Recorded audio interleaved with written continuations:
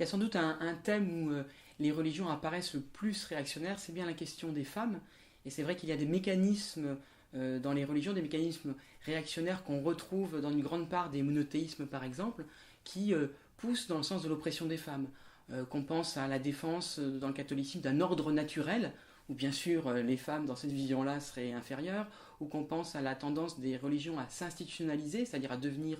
des instruments de pouvoir, à devenir des appareils de pouvoir dans lesquels les hommes prennent le pouvoir. Donc des mécanismes assez lourds dans les religions qui font qu'il est difficile de dire qu'en tant qu'institution ou que réalité majoritaire, les religions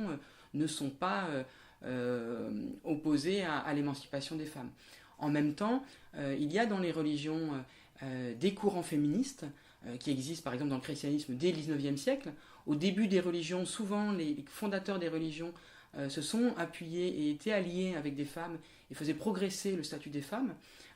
Alors l'enjeu n'est pas de faire un point pour un côté, un point pour l'autre, et d'essayer de compter des points. L'enjeu, il est de se dire qu'est-ce qu'il y a comme ressources aujourd'hui au sein des religions, à la fois pour les gens qui sont dans les religions et pour les courants féministes qui sont à l'extérieur, pour essayer de pousser les religions à être plus féministes,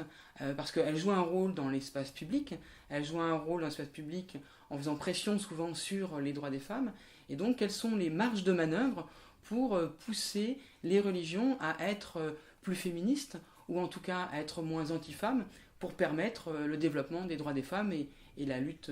contre la domination masculine.